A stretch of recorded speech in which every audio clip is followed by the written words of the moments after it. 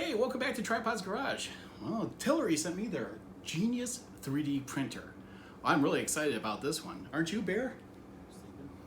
Yeah, I can tell. Anyways, let's see if it lives up to the name Genius. Let's get started.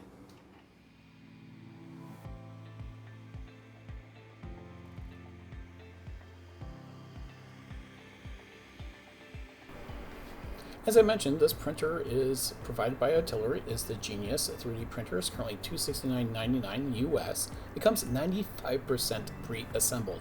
Yes, this printer should just go together very easily. It comes with the AC heated bed, filament runout detection, patented couplers, ultra-quiet operation, inductive end stops, power failure recovery, and an intuitive color touchscreen. Say the last spot for any 3D printer is your wife's nightstand. Will it fit? Well, the overall dimensions is 430 by 390 by 590. So yeah, I think it should fit. And the overall build volume is 250 by 220 by 220. Really good size printer for out basically whatever you really want.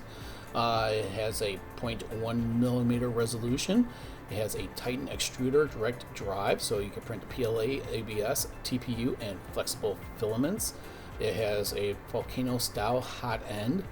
Yeah, it's pretty stout there. And it comes with a lot of stuff. And it also has a high precision belt pulley system to align your Z axes. It has also this adjustable filament holder. Pretty cool. So again, remember, 95% pre-assembled. So if you have a high to-do list, you may want to assemble this a little bit slower. Say you're busy. Look at the beefy X-axis for that direct drive. Awesome. It has AC heated bed, as I mentioned. It reaches 110C in 130 seconds. You want big knobs? This thing has big loving knobs. That's awesome. Yeah, check out this touchscreen. That finger is hand's a little small. The touchscreen is not nearly that big, but it is a decent size. And you got that easy cable connection. So, all right, let's go ahead and unbox it and see what we got. Oh, look at this Artillery anti-tamper tape, and look at this name. That's a great name for something. Now we're going to turn the box on its side. Make sure it matches your order. Mine says US, so we're good to go. Let's go ahead and open this thing up. See what's inside. I'm excited, aren't you? I'm so excited to get started!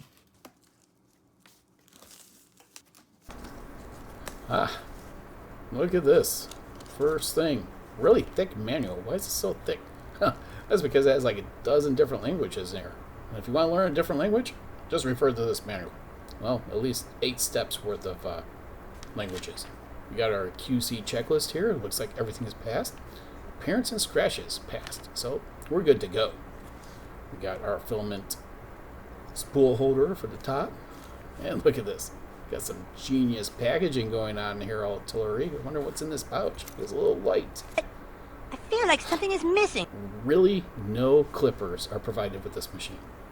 But we have a power cord. Let's take a look at this gantry here. Got some stuff going on. Got the dual Z steppers, Z timing belt, and elastic couplers. Oh, look at this Hotend assembly. Got some more stuff going on here. What's this? Oh, color changing LED, pancake stepper, Volcano Hotend, and Titan type direct drive. Oh, do not remove before the finished assembly. Yep, seems like putting the phone back in takes longer than taking everything out. Sorry, a little OCD here. It's gonna really annoy the editor. Let's go ahead and push this out of the way. Now it's to take inventory of everything, make sure that we have everything to assemble this printer. We have our little baggie of parts here. We got a few Allen keys and some bolts with some lock washers. Yes, we want to make sure that we include those lock washers on these bolts. We actually have looks to be a quality wrench here. 8mm on one side and 10 on the other. I just know with other printers that you try to adjust the eccentric nut and that thing will tend to bend. We got an extra ribbon cable. I believe this is for both your Z and your X axis. Just nice having a little bit of insurance policy here with extra ribbon cable. Then we have it's only 1 gig USB flash drive. Remember, this printer can accept both USB and micro SD. Don't know how many files I'll be able to fit on there. We got our standard printer style USB cable. Then we have a bag of spare parts. So you have your extra nozzle. I thought that was like a sensor, but nope, it's an extra LED. And you got 2 more V rollers and a PTFE tube. What do you say that we open this thing up and check out the insides? But once you open the box, you voided the warranty. Well, now I did it. There's no turning back now. Oh, we got a total of 6 screws to remove. No reason to show you all that, but wow, this is very neatly wired. Everything is just routed. All the wires are protected. Plenty of airflow in here. It just looks really, really good. Now, I don't know why this points to a power selector switch when I don't see one. Everything just seems wired great. This might be the first machine I ever owned that has ferrules. Let's check. Amazing job. Well, other printer manufacturers, take note of how to do it right, please. Tired of soldered ends. Nice and stuck. Back to normal. Now the main board is an 8-bit 2560 with only 16 megahertz, but the display board is a 32-bit 72 megahertz 256K. I don't know why. Let's go ahead and get this thing assembled. Remove some tape. And then we're going to take our gantry. It has this nice modular connector on it. That should make everything a breeze to assemble. We're going to now plug in our stepper motor, and then we are going to plug in our end stop.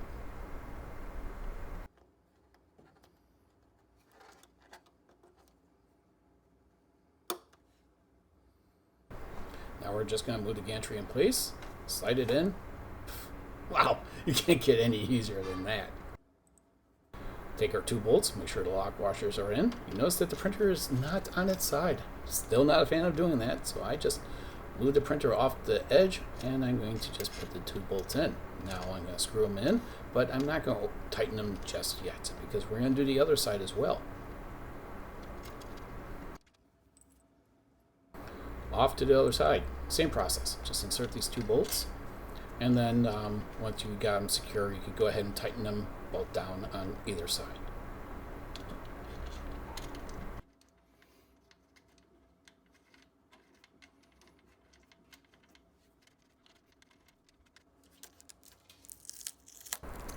Remove tape and plug in the end stop.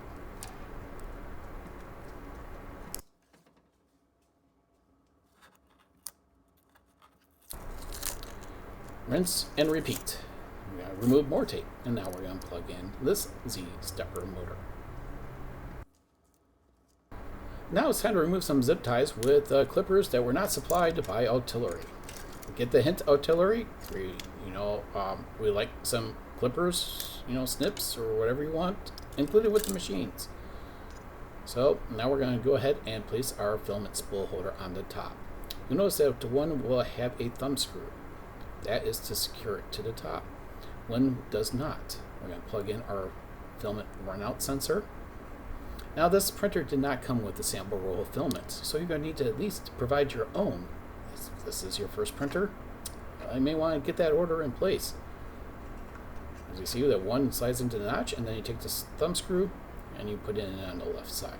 Well, facing the printer will be the right, but and you just slide it and lock it in place. Pretty simple. I know.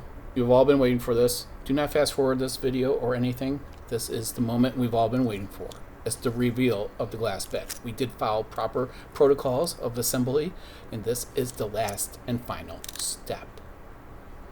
We are going to finally remove, because we've finished the assembly. And reveal is an Ultrabase style glass bed that's 110 volts. Nice. Now we're checking the bed for any wobble. And we're going to take our 10mm side of our wrench, and we're going to adjust the eccentric nuts. There's only 2 of them, and they're on the right side. So we're going to go ahead and tighten them. Not too tight, not too loose. And we want to just make sure there's no wobble in this bed. I know you're saying there's wobble. No, it's the whole darn printer is moving. Okay? I don't want to hear anything in the comments or see anything, or I'm not going to respond to anything in the comments saying that this had wobble. There's no wobble. Everything's moving. Good to go. The Hotend assembly, no wobble. Now remember, your printer did not come with a sample roll of filament, so I provided myself a roll of printed solid Jesse filament. Whew, this is a nice blue. Kind of matches the injected molded plastics. Now we're going to loosen the back screw here, move it over, and we're going to place the filament on top. I'm trying to do this one-handed, trying not to spoil the shot here, and it's not working out for me. Yes, I'm going to read the complaints about it, that I'm blocking the shot with both hands. Well, guess what? I can block it a hell of a lot more now because I'm going to need to feed this through the filament runout sensor, and this is going to take me a little while. It might take as long as building the whole printer, but I finally get it, and my whole hand is in the shot, and I'm not sorry. Sorry. Not sorry. No, I said I'm not sorry. However, I will redeem myself on this shot, feeding the direct drive. Oh, nope. Get your hand behind it. There you go. Make everyone happy. Easy. Time to plug it in, but before we turn it on, Peely action and photo shoot time.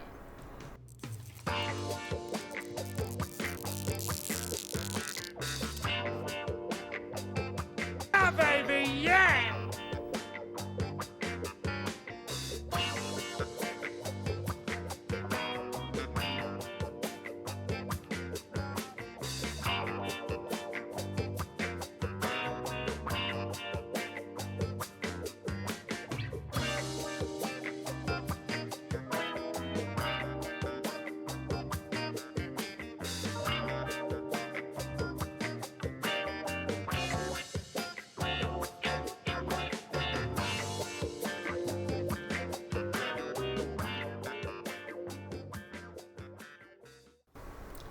The display is bright, vibrant, and responsive.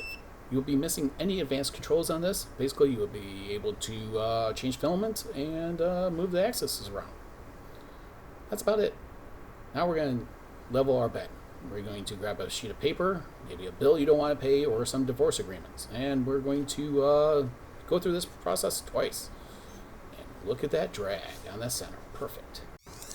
This does accept 2 different media, flash drive or micro SD. If your printer has cooled down after all that, well, warm it back up to around 60 or 70 degrees. I found this little squirt bottle thing at the local dollar store. Works really well for cleaning. Just fill it up with your favorite IPA, and let's give it a nice wipe down. Get any gunk off of there. As you'll see, after wiping it down, it was worthwhile to do this. Yes, I've graduated. I now have Octoprint with Octolapse. The display will not be functional, and you will need to set your baud rate at 250,000. Sit back, enjoy the show, and watch some pretty good time lapses for my first attempt.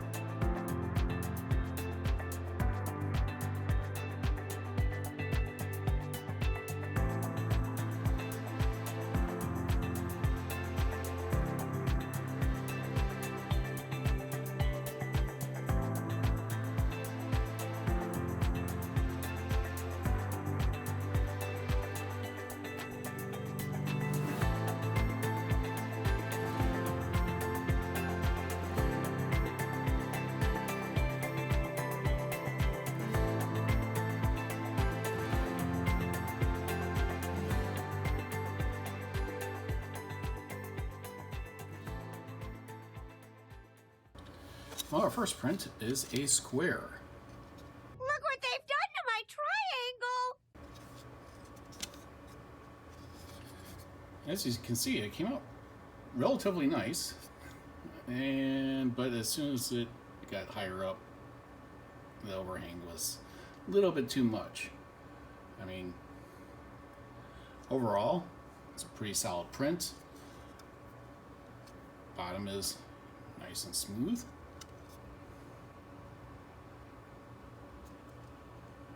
Had a little bit of a lift right there and on the edge. But how's a square compared to a real square?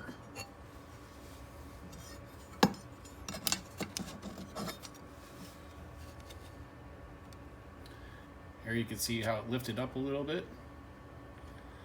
Now, so it was a little bit cold in the garage that day, but still, I think it should have been able to handle it.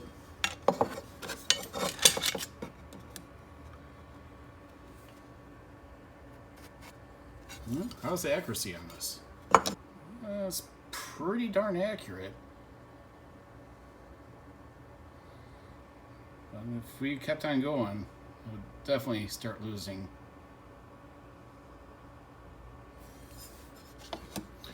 So for a functional tool, not too bad.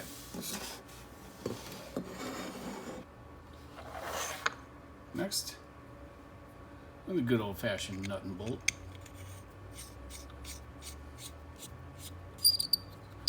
Ooh, got a little bit of squeaking going on here.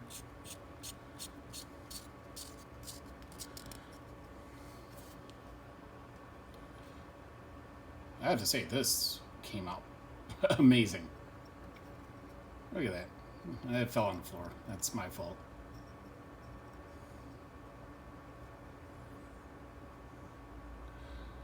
Adhesion was absolutely no issue.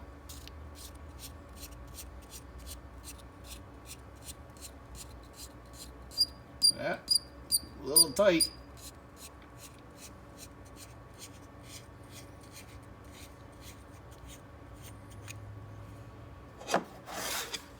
And next we have the trash can, waste bin, or pencil holder.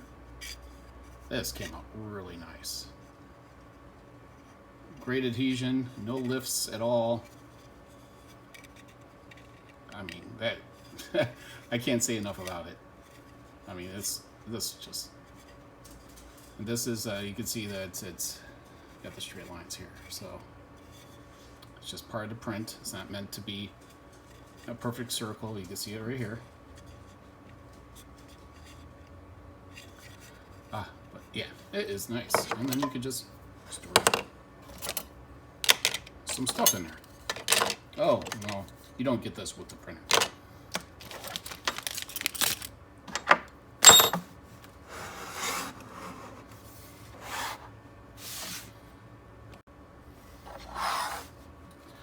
But wait, there's more. Yes, you get the benchy. Benchy came out pretty darn good. You know, this was also ran on octolaps, so there's a lot of extra movement. Even for running on octolaps, I think it did a really good job. I mean, it's benchy. Bottom adhesion was great. The lines look really good. Now this is actually where it would lift off. So right on this corner. So I really think that doing octolaps on a benchy is not the smartest move, but you know what? It survived pretty well. Well, now I decided to print a flexible TPU. Did a pretty darn good job. Now this is zero infill.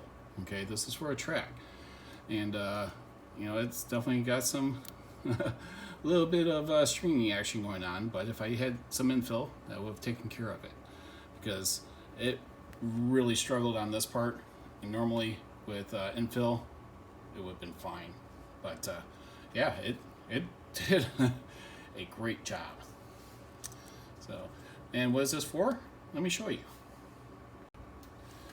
And here's one of the tracks. Look at that. Pretty cool. This is for a droid that I'm building. Works great. The Artillery Genius. I have to say, it's one of the best experiences I've had reviewing a 3D printer. First, let's talk about setup. it took longer to unbox it than actually assemble. The printer would have to be pre-assembled to beat this on setup, on how easy it is to put it all together.